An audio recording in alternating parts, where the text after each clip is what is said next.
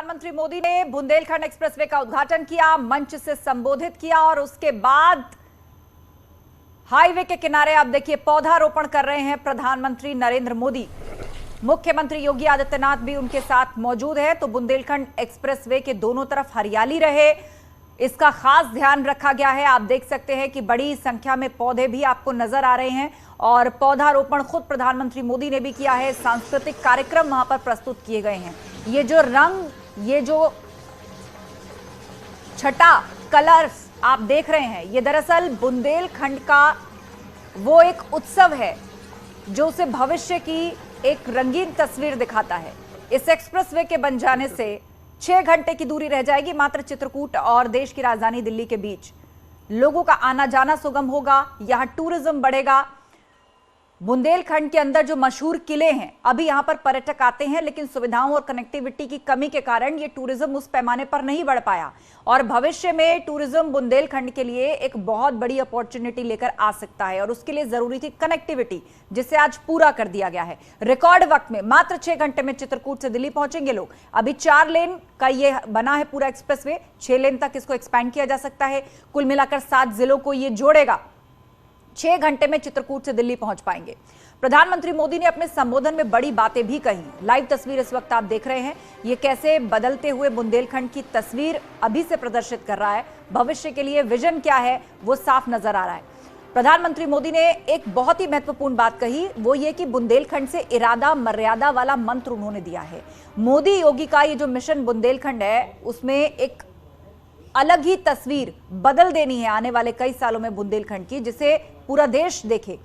छोटे शहरों का विकास यहां पर किया जा रहा है, टूरिज्म की संभावनाओं को बढ़ाया जा रहा है, कनेक्टिविटी दे दी गई है। अब भविष्य में इस एक्सप्रेसवे के दोनों ओर बहुत सारी ऐसी योजनाएं हैं जिनको पूरा किया जाना है। प्रधानमंत्री मोदी ने कहा कि हम पुरानी सोच को छोड़कर आगे बढ़ रहे हैं। योगी जी ने यूपी की तस्वीर बदली है। यूपी में इंफ्रास्ट्रक्चर को बढ़ाया गया है और भविष्य में और भी बढ़ाया जाएगा। यूपी ने कई राज्यों को पीछे छोड़ दिया है।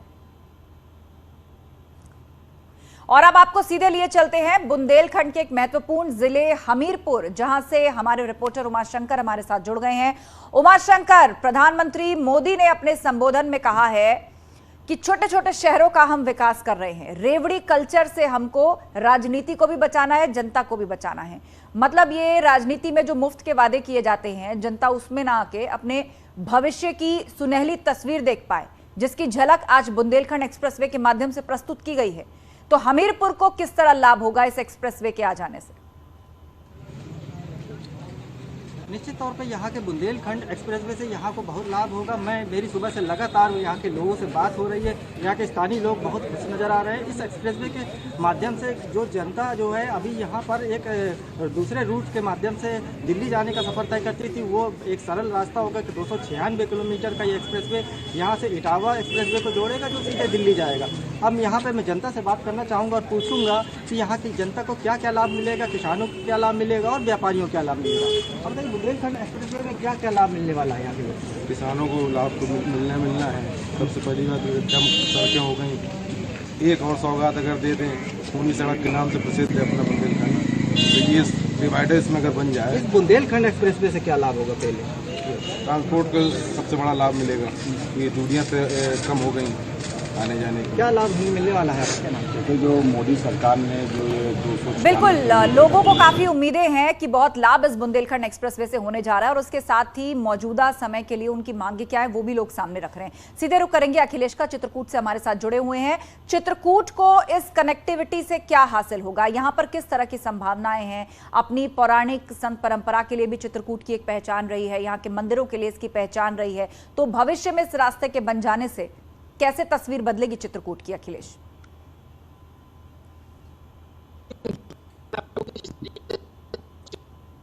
है और हर मास यहाँ पर के लाखों की तादाद में श्रद्धालु आते थे और अलग अलग राज्यों से दूर दराज से यहाँ आते थे। लेकिन कनेक्टिविटी बड़े शहरों से न होने के कारण जो वीवीआईपी मूवमेंट आए, वीवीआईपी जो पर्यटक थे वो नहीं आ पाए, जिसके कारण अब जो श्रद्धालु है वो बिल्कुल अखिलेश, और तस्वीर हम दिखा रहे हैं कि इस एक्सप्रेसवे का जब उद्घाटन हुआ उसके बाद प्रधानमंत्री मोदी ने वहां पौधारोपण भी किया, वहां रंगोली बनाई गई थी, सांस्कृतिक कार्यक्रम प्रस्तुत किए जा रहे थे। शीनम भी हमारे साथ जुड़ी हुई है। शीनम, इस वक्त प्रधानमंत्री मोदी क्या है, और ऐसा लग रहा था अभी कुछ देर पहले जो हमने तस्वीरें देखी शायद वो किसी आर्ट गैलरी में थे, वो जगह क्या है, क्या वहां पर बुंदेलखंड की आने वाली तस्वीर कैसी होगी उसका खाका नजर आता है?